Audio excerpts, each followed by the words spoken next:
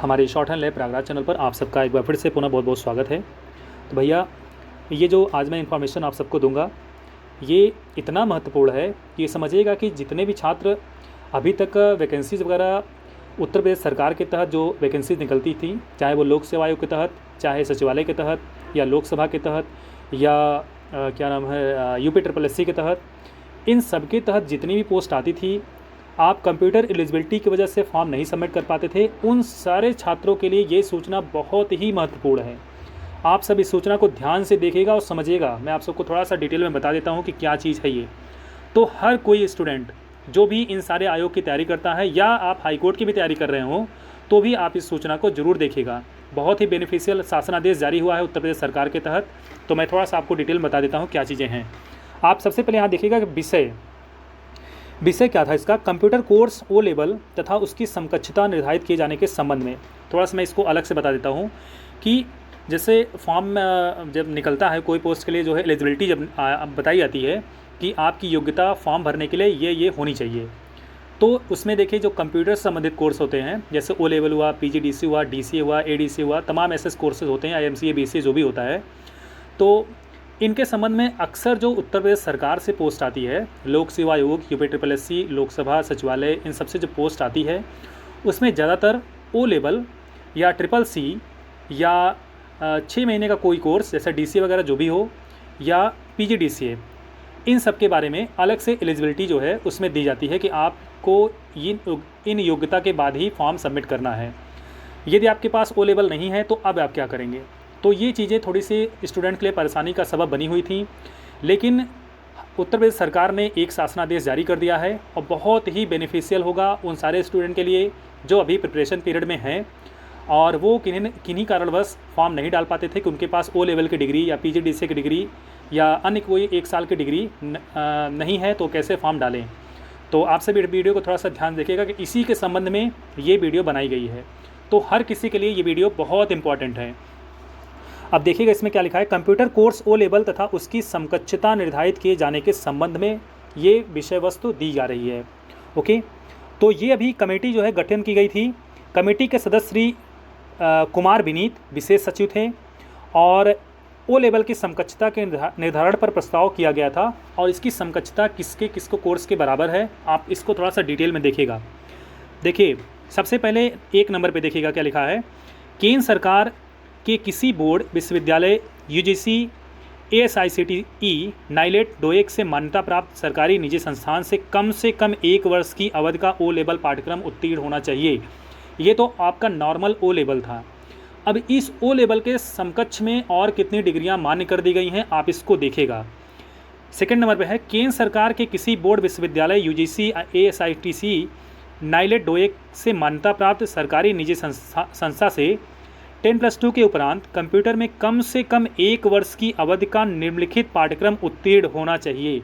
अब यही चीज़ आप टेबल में देखिएगा कि ओ लेवल के समकक्ष अब क्या क्या चीज़ें कर दी गई हैं। अब आपको अलग से ओ लेवल करने की कोई ज़रूरत नहीं है, अलग से आपको PGDCA करने की कोई ज़रूरत नहीं है। आपको ढेर सारी चीज़ें जो है ओ लेवल के समकक्ष कर दिया गया है उत्तर प्रदेश शासनादेश के द्वारा। देखिएगा, DOAP, diploma in office automation and publishing को कर दिया गया है ओ लेवल के समकक्ष में। ये सारी चीज़ें मैं स्टेप बाय स्टेप बताता जा रहा हूँ, सब कुछ ओ लेवल के समकक्ष में रख दिया गया है। DOMA, diploma in office management application, advance diploma in computer, ADCA, जो 1 साल का आप ADCA अक्सर लोग किए रहते हैं, advance diploma in computer applications है, ये भी आपका ओ लेवल के समकक्ष कर दिया गया है।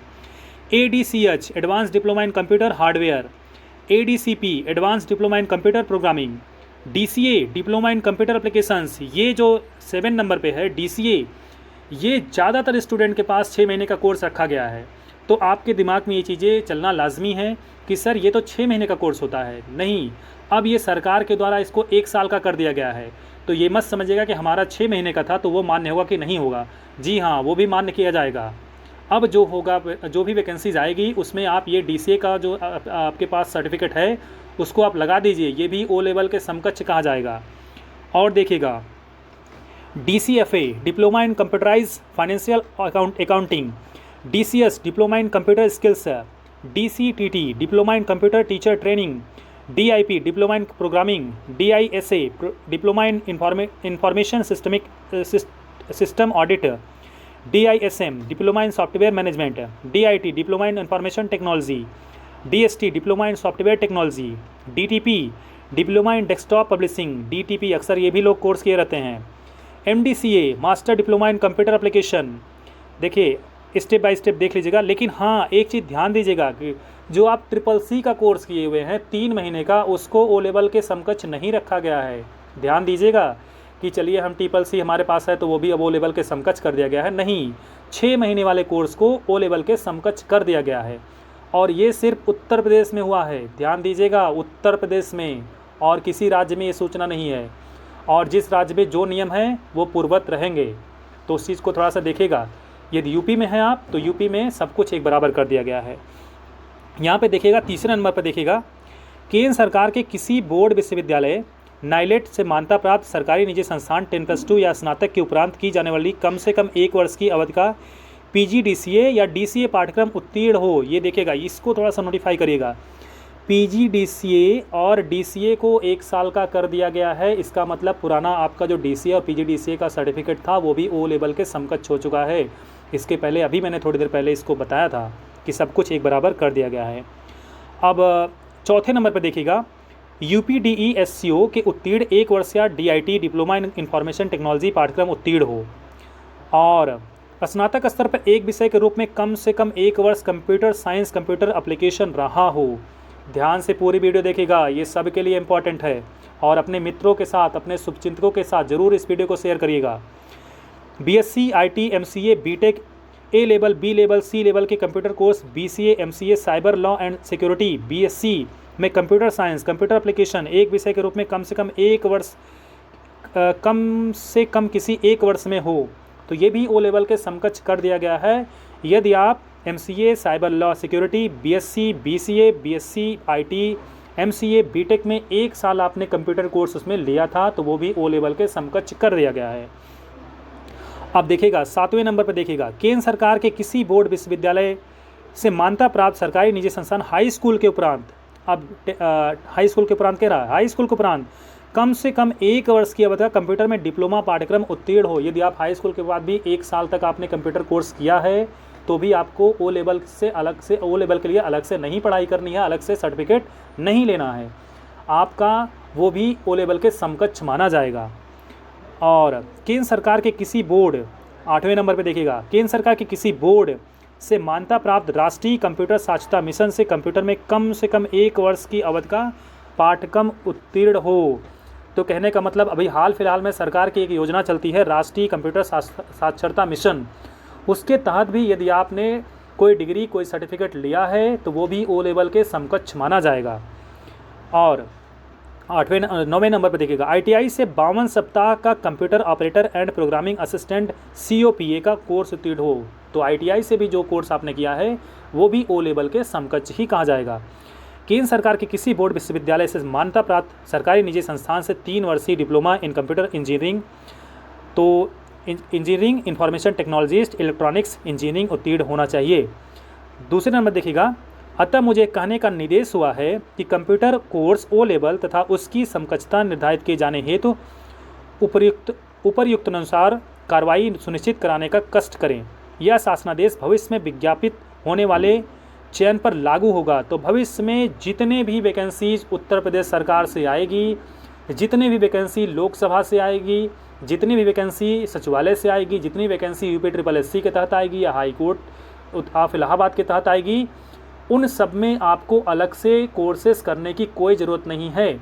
हाँ, यदि वो CCC मांग रहा है तो आपको CCC अलग से दिखाना पड़ेगा, क्योंकि उन्होंने कहा है कि CCC के लिए जैसे उसमें वैकेंसीज में मेंशन होता है CCC आपको किए रहना चाहिए। अदरवाइज़ यदि आपके पास DCA भी है, PGDCA भी है और ओ लेवल तो अलग से कहा ही गया है, तो अगर वो आपके पास वो है या इन सब में से जो मैंने अभी टेबल ये बताया है, ये वाला टेबल 28 इसमें था कोर्सेस 28 कोर्स, इसमें से कोई हो तो वो भी आपको ओ लेवल के समकक्ष माना जाएगा। तो कहने का मतलब भविष्य में अब ये कंक्लूजन समझिएगा कि भविष्य में जितनी भी वैकेंसीज़ अब आने वाली हैं उसमें जो है अब फॉर्म फिलअप करने का दायरा बढ़ जाएगा। बहुत सारे स्टूडेंट अब फॉर्म सबमिट करेंगे। अब कंपटीशन बढ़ेगा, बहुत ज़्यादा बढ़ेगा। उत्तर प्रदेश सरकार के तहत जितनी वैकेंसीज़ आएंगी, ध्यान दीजिएगा, अब थोड़ा सा आपको मेहनत करने की ज़रूरत है। अब आपको थोड़ा सा डेडिकेशन ज़्यादा से ज़्यादा दिखाने की ज़रूरत है। और मैं यही कहूँगा कि आप इस चैनल पर ये पहली बार विज़िट कर रहे हैं तो प्लीज़ चैनल को सब्सक्राइब जरूर करके रखें।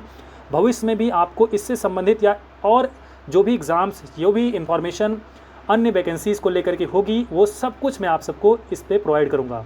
तो रेगुलर इस पर आप विज़िट करिए और भी अपने मित्रों के साथ शेयर करिए। और ये वीडियो आपको अच्छी लगे तो प्लीज़ लाइक और कमेंट भी ज़रूर कर दीजिएगा। Okay, thank you so much आपका वीडियो के लास्ट तक जुड़े रहने के लिए।